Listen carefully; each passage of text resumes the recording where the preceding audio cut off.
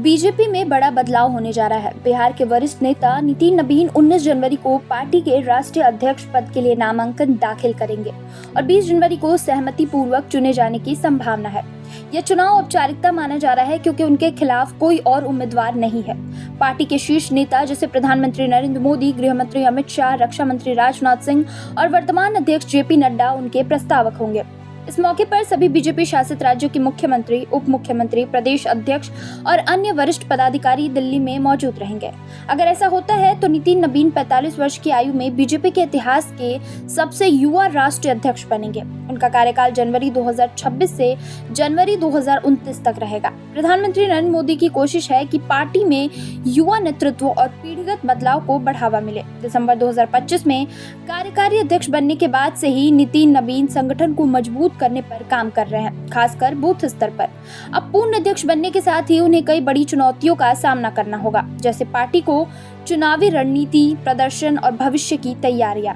बता दें 2026 में कई राज्यों में विधानसभा चुनाव होने हैं, जिसमें पश्चिम बंगाल, असम, तमिलनाडु, केरल और पुडुचेरी शामिल है।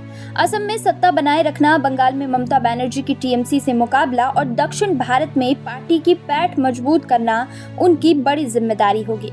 इसके अलावा नबीन को महिला सशक्तिकरण और आरक्षण जैसे नए राजनीतिक बदलाव से निपटना होगा।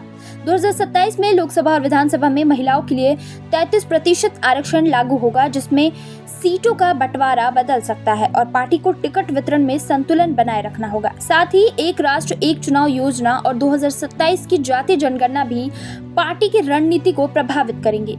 जाति गणना से सामाजिक समीकरण बदलेंगे और बीजेपी को पिछड़े वर्ग और दलितों के साथ संतुलित राजनीति करनी होगी। युवा नेताओं को तैयार करना और नए चेहरों को पार्टी में लाना भी नबीन की प्राथमिकता होगी। प्रधानमंत्री मोदी का लक्ष्य है कि 1 लाख ऐसे युवा नेताओं को संगठन में लाया जाए जो न राजनीतिक परिवार से हो और न वर्तमान में राजनीति में हो।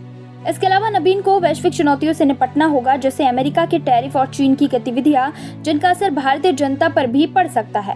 पार्टी की छवि और संदेश इन मुद्दों से संतुलित रहना जरूरी होगा। अंत में पार्टी के अंदरूनी राजनीतिक संतुलन भी उनके लिए बड़ी चुनौती होगी।